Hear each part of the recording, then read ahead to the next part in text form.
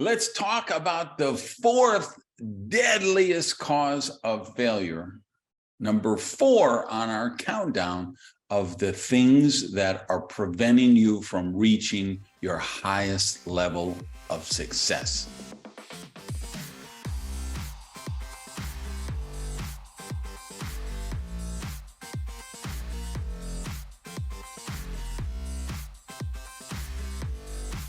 Hey guys, Randy Gage. Welcome back to another episode of the Power Prosperity Podcast. I've flicked on the laptop once again for you lovely, talented people on the YouTube channel. And I must say, you look really incredible today.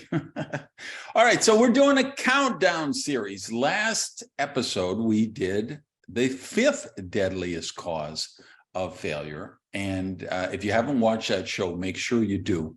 But the title or the topic was not being able to demonstrate your value. And that's really important if you're an employee looking for a promotion or a raise. If you're an entrepreneur, being able to raise money from investors, being able to recruit the right people to your team, being able to find the right partner. And then selling the product or service, right? If you're a coach or a consultant or, whether you're a copy salesman or a car salesman or a real estate agent or whatever, are you able to convey the value to that someone and then articulate it, right? So people who can't do that, even though they might be immensely talented, they're not going to be as successful as they can.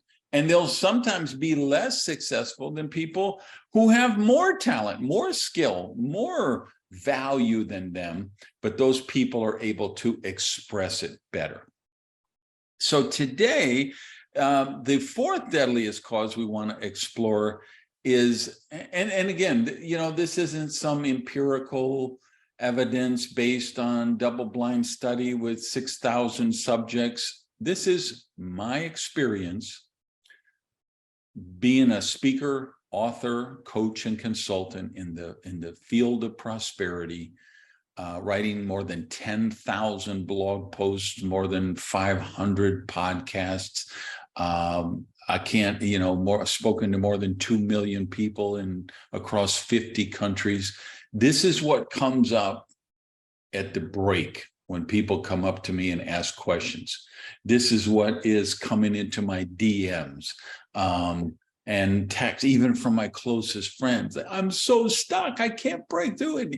And so I'm counting them down from 5 to 1. So here we are with number 4. And I say it's because you haven't developed a sufficient level of mastery.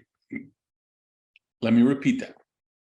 You haven't developed a sufficient level of mastery. Now, most people who just heard me say that twice just disregarded it. And they said, oh, okay, I'm wasting my time with this episode because I know I already have all the mastery I need. There's some other reason why I'm not successful. There's some external factor. And I'm beseeching you, please don't draw that assumption off the bat. Process what I'm sharing with you and really try to do the critical thinking on it. Because why does no one think this is an issue for them is because they've surrounded themselves with people who pander to them, surrounded themselves with people who tell them what they want to hear, surrounded themselves with people who give them permission, who give you have probably surrounded yourself with people who give you permission to stay where you are, to stay who you are. And, watch the audition shows for programs like American Idol. And there'll be people that couldn't carry a tune in a bucket. Right. And I'm one of them. Right. I don't know the musical chords. I don't know what's in this octave or whatever. I don't know any of that stuff. And I can't sing. All right. That's not a gift that I have been born with or developed.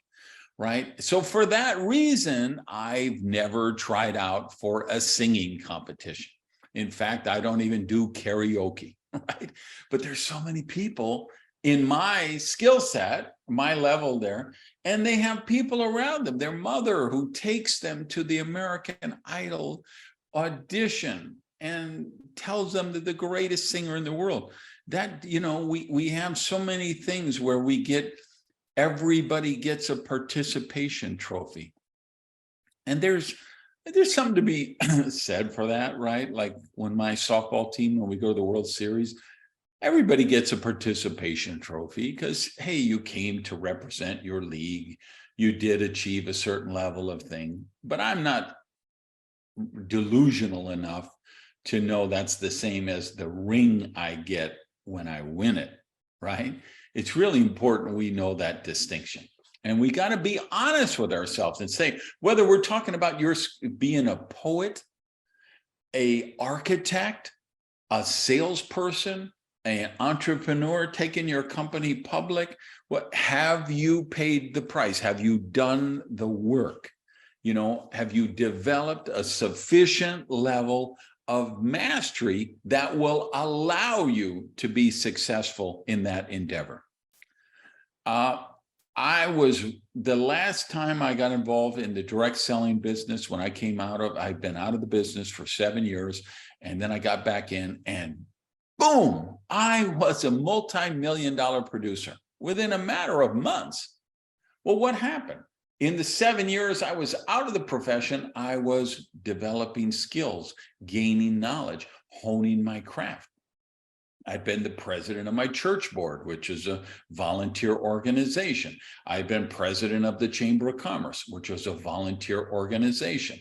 I served on opera and film festival and other committees, nonprofits and charities, which are volunteer organizations. So what happened? I honed my leadership skills. I honed my communication skills. I honed my speaking skills. So it's really easy to say, wow, he got back involved in the business, and just like that, it was successful. No, what about the first 5 years when I struggled and I didn't make any money? And then the next decade where I did okay, but I certainly wasn't at the world-class level. I'd like to say, well, I had a bad sponsor. I wasn't with the right company. The company had the wrong compensation structure. That's all bullshit. The reason I wasn't more successful sooner is because I hadn't developed a sufficient level of mastery. I'm working on my 15th book right now. When it comes out, it's going to be an international bestseller. I don't have to finish the book. What I have to do is send the title to my foreign rights agent, and he's going to send it out to all my publishers, and Germany and Iran and Belgium and Russia and Malaysia and Singapore and Canada and all kind of publishers in all these countries are going to say, yes, we want to publish that book in our country. Why? Because I developed my mastery of how to write, which I didn't have the first book. That's why I struggled to get the first book published. I wouldn't have known it then, but I didn't have the right level of mastery.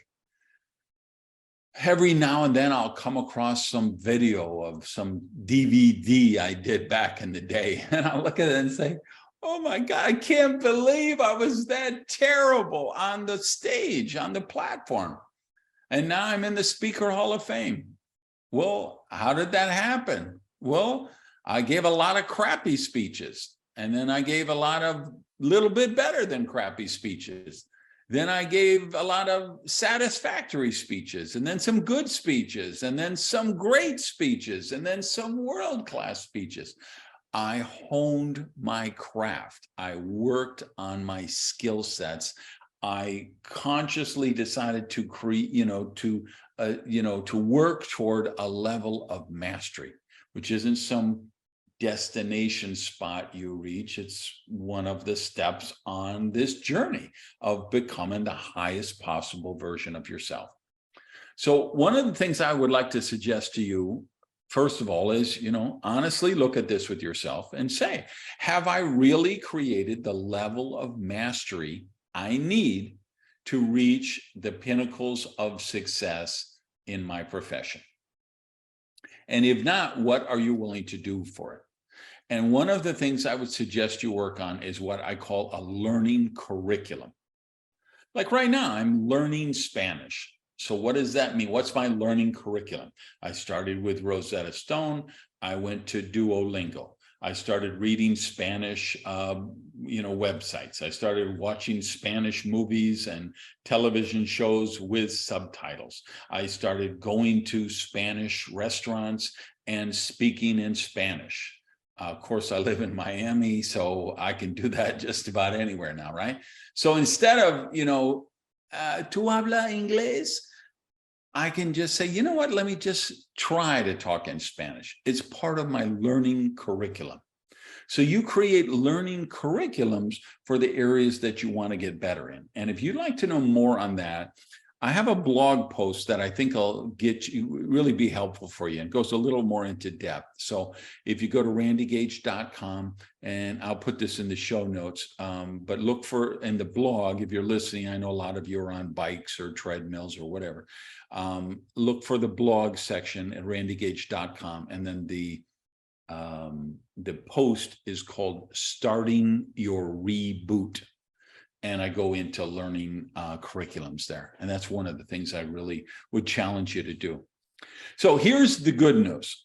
Of all the 5 deadliest causes of failure, the things that hold you back from really achieving the success you're capable of, I believe this one, number 4, is the easiest one to fix.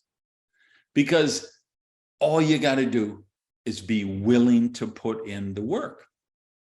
If you're willing to pay the price, if you're saying, hey, I will do the work. Somebody may be out earning me right now, but they're not going to outwork me. And I'm going to do what it takes to develop that level of mastery. And then I'm going to outtake them. I'm going to overtake them. You can do that because that's the greatest gift we have, this ability to pay the price, to hone our craft, to get better. And that's how we reach success.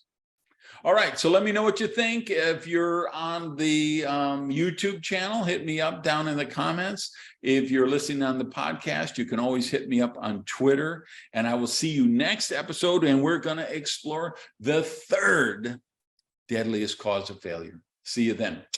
Peace.